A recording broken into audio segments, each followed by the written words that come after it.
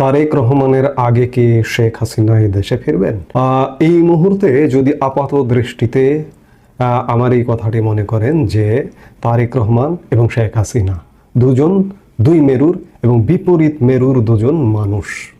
তারেক রহমান এই কারণেই বলছি যে বিএনপির এই মুহূর্তে প্রধান ব্যক্তিত্ব হচ্ছেন তারেক রহমান, আর আওয়ামী লীগের প্রধান ব্যক্তিত্ব যাকে কেন্দ্র করে আওয়ামী লীগ আজও পর্যন্ত আবর্তিত এবং আগামী দীর্ঘদিনও শেখ হাসিনার জীবদ্দশায় আওয়ামী লীগ শেখ হাসিনাকে কেন্দ্র করেই আবর্তিত হবে। বিএনপির প্রধান ব্যক্তিত্ব ছিলেন একসময় বেগম খালেদা জিয়া। তিনি বেশ খানিকটা অসুস্থ হবার কারণে বিগত প্রায় 1 দশকের বেশি সময় মূল কেন্দ্রে চলে আসেন তারেক রহমান। সেই জায়গায় আওয়ামী লীগ সরকারের পতন হবার সাথে সাথে বাংলাদেশের মানুষ এবং এমনকি বিএনপি নেতাকর্মীরাও প্রত্যাশা করেছিল যে তারেক রহমান খুব শীঘ্রই দেশে ফিরবেন এবং সাথে সাথেই দেশে ফিরবেন এমনটাও মনে করা হয়েছিল। কিন্তু নানা কারণে 10-11 মাস পেরিয়ে বছর ঘুরতে চলল, এখনো পর্যন্ত তারেক রহমানের দেশে ফেরবার কোনো সঠিক তথ্য, এমনকি বিএনপির একদম শীর্ষ নেতৃত্ব তাদের কাছেও সঠিক তথ্য নেই। বেগম খালেদা জিয়া, তারেক রহমানের মাতা, BNP chairperson Begum Khaleda Xiao এই মুহূর্তে আসলে সত্যিকার অর্থে বলতে পারেন না যে তার ছেলে বিএনপির ভারপ্রাপ্ত চেয়ারম্যান তারেক রহমান আসলে দেশে কবে ফিরবেন।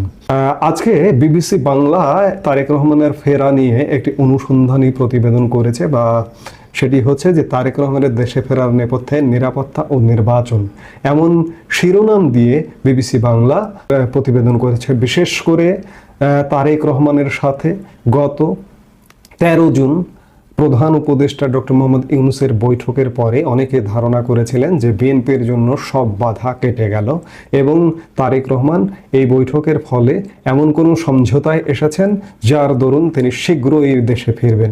এবং শুধু তাই নয়, তারেক রহমান দেশে ফিরবেন, তিনি কোন বাড়িতে থাকবেন সেই বাড়িও গণমাধ্যমে গত কয়েকদিন যাবৎ ঘুরে বেড়াচ্ছে, বাড়িকে প্রদর্শন করা হচ্ছে, কিন্তু বাস্তবতা হচ্ছে কেউ কোনো জায়গায় বলতে পারে না যে তারেক রহমান আসলে কবে ফিরবেন। এই মুহূর্তে সত্যিকার অর্থে তারেক রহমানের দেশে ফিরতে কোনো বাধা নেই। এতদিন 5 আগস্টের পূর্ব পর্যন্ত তারেক রহমানের দেশে ফিরবার ক্ষেত্রে নানা রকম বাধা ছিল, কারণ তার বিরুদ্ধে বেশ কয়েকটি মামলার সাজা ছিল এবং অন্যান্য মামলা মিলিয়ে প্রায় 80-র বেশি তার বিরুদ্ধে মামলা ছিল।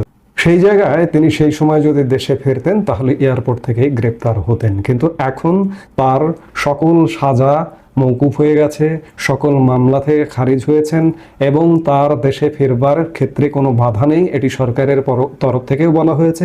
এবং কদিন আগে সরকারের স্বরাষ্ট্র উপদেষ্টাও একথা বলেছেন যে তারেক রহমানের দেশে ফিরতে কোনো বাধা নেই। তিনি 21শে আগস্টের গ্রেনেড হামলা মামলার মতো মামলা থেকে তিনি খালাস পেয়েছেন, তিনি 10 ট্রাক অস্ত্র মামলার মতো মামলা থেকে খালাস পেয়েছেন। কাজেই তার নামে আর কোনো বাধা দেশে ফিরবার ক্ষেত্রে নেই। এরপরেও একটি প্রশ্ন বারবার চারিদিকে উচ্চারিত হচ্ছে যে আইনি এবং সকল বাধা দূর হলো দীর্ঘ প্রায় 17 বছরের দেশের বাইরে থাকা তারেক রহমান আসলে কবে দেশে ফিরবেন। এ বিষয়ে এখনো সুনির্দিষ্ট দিনক্ষণ বা পরিকল্পনা প্রকাশ করা হয়নি। 2007 সালে সেনা সমর্থিত তত্ত্বাবধায়ক সরকার ক্ষমতা আসার পর তারেক রহমান গ্রেপ্তার হন এবং 2008 সালে তিনি লন্ডনে যান। পরে সেখানেই তিনি রাজনৈতিক আশ্রয় নেন। বিএনপির জ্যেষ্ঠ নেতা প্রয়াত মওদুদ আহমদ তার কারাগারে কেমন ছিলাম 2007-08 বইতে লিখেছেন, এমনও হতে পারে তিনি জেনারেলদের সাথে সমঝোতা করেছিলেন যে তারেক রহমান আপাতত নিজেকে রাজনীতিতে জড়াবেন না এবং এই মর্মে তারেক রহমানের কোনো সম্মতিপত্রে স্বাক্ষরও দিয়ে থাকতে পারেন। যেটি হোক, তারেক রহমান 2008 সালে তৎকালীন সেনা সমর্থিত সরকার এমনকি সেনাবাহিনীকেও মুচলেকা দিয়েই বিদেশে গিয়েছিলেন যে তিনি আর কখনো রাজনীতিতে জড়াবেন না।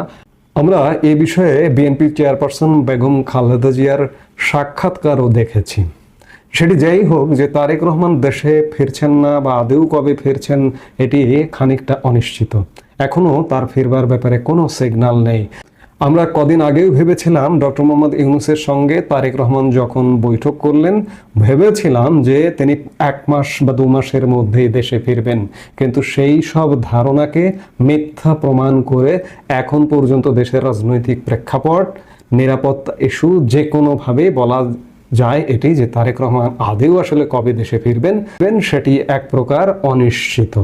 এই যখন অবস্থা, 1 বছর চলে যাচ্ছে তারেক রহমান দেশে ফিরতে পারছেন না, তখন রাজনৈতিক বিশ্লেষকদের কেউ কেউ বলছেন যে তারেক রহমানের আগে দেশে ফিরবেন আওয়ামী লীগ প্রধান, আওয়ামী লীগ সভানেত্রী শেখ হাসিনা।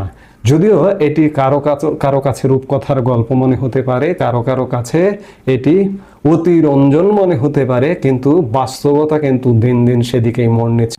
বর্তমান অন্তর্বর্তীকালীন সরকারের যত রকমের নেতিবাচক কর্মকাণ্ড হচ্ছে, এর প্রধান দায় কিন্তু এসে বিএনপির উপরে চেপে বসছে, একই সাথে এনসিপি এবং জামাতের উপরে বসছে। অর্থাৎ যে কোনো একটা রাজনৈতিক দল বা রাজনৈতিক সরকার ব্যর্থ হলে রাজনৈতিক দলের সরকার থাকে, সেই সরকার এবং দলের উপর বর্তায়।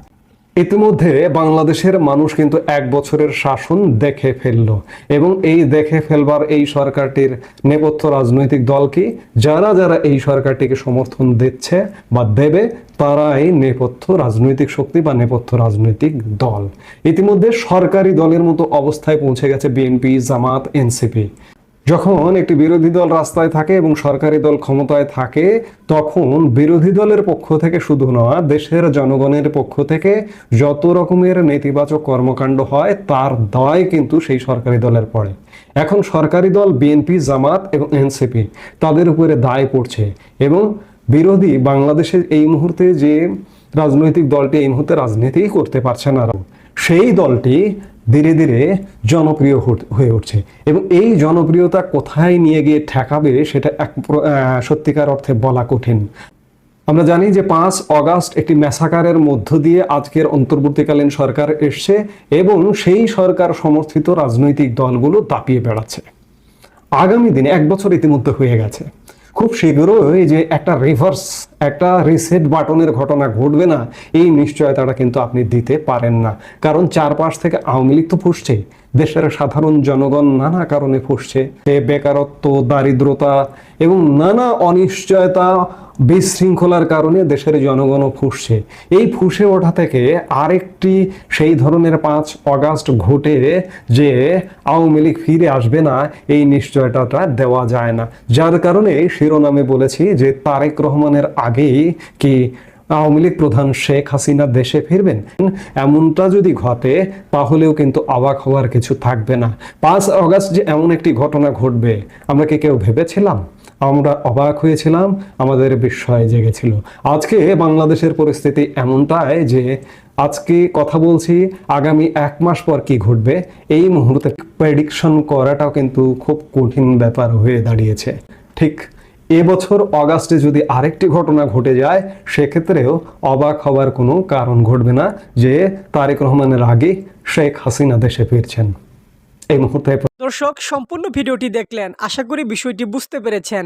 এই নিয়ে আপনার গুরুত্বপূর্ণ মন্তব্যটি অবশ্যই কমেন্ট বক্সে জানিয়ে দিবেন। ধন্যবাদ।